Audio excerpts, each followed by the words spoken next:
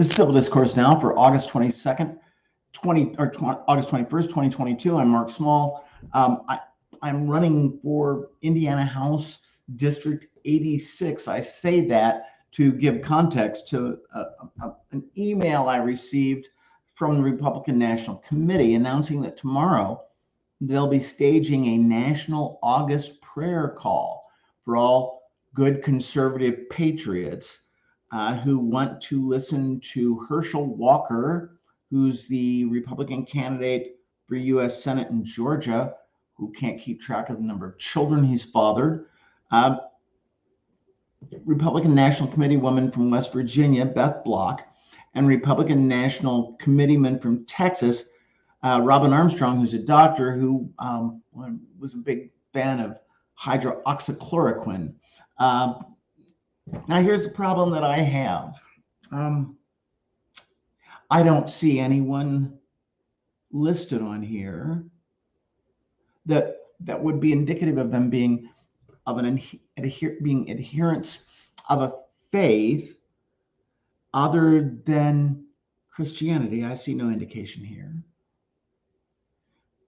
Furthermore, I think it's repugnant for a political party to stage a quasi-revival and almost morph into a religious sect.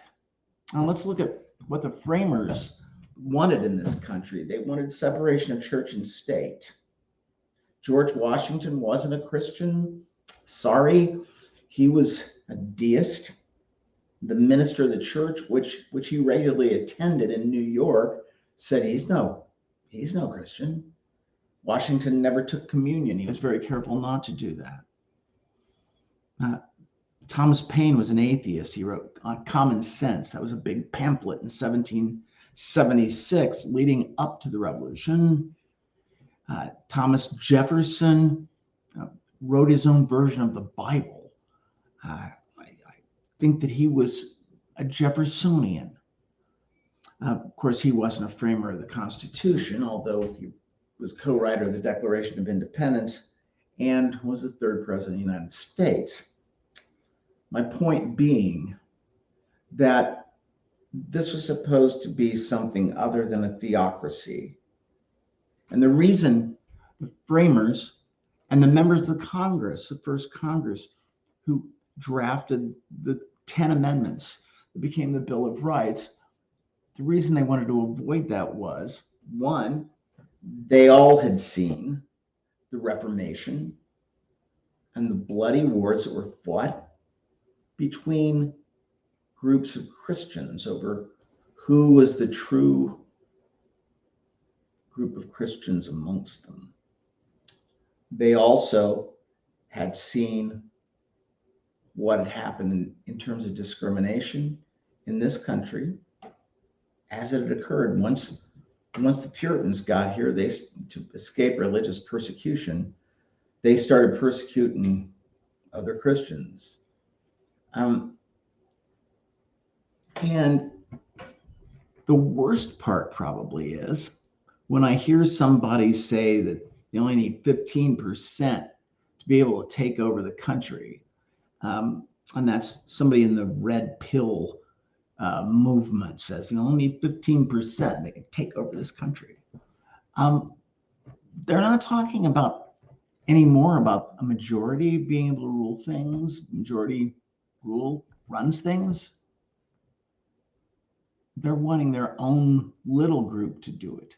Now let's look at the religions that were here.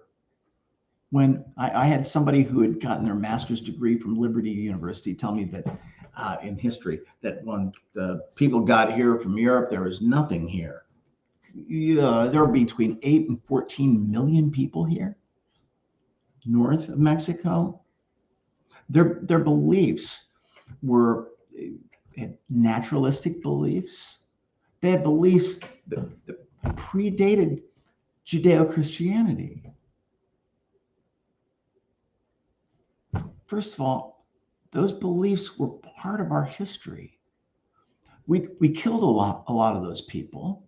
We, being European settlers of this country, this continent, but a lot of them survived, and their beliefs survived. That's why when you talk about the framers of the Constitution, you're talking about the 55 delegates who attended the Constitutional Convention in Philadelphia in 1787. When you're talking about the founders of the country, you can't say founding fathers. You have to say the founders. The founders include everybody. So that means when we brought slaves over here, European settlers of this continent, those slaves had their own religions. They had their own languages. They weren't allowed to speak those languages. They weren't allowed to worship as they had before. But those beliefs still were here. We had people of the Islamic faith who came to this country, back before the Declaration of Independence. People of the Hebrew faith were here. My ancestors were believers, and they were members of the Friends Assembly. They were Quakers. They came here to avoid religious persecution. They were definitely of a different belief and mindset than the Puritans. But more, and we had Catholics weren't welcomed a whole bunch, but they had communities where, especially like Baltimore, was very vibrant in Roman Catholicism. My point being this: the Christo-fascist movement that is taking over the Republican Party doesn't have any basis in history.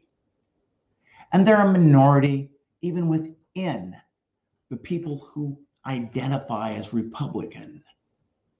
Now, when I heard yesterday, I think it was, or Friday, that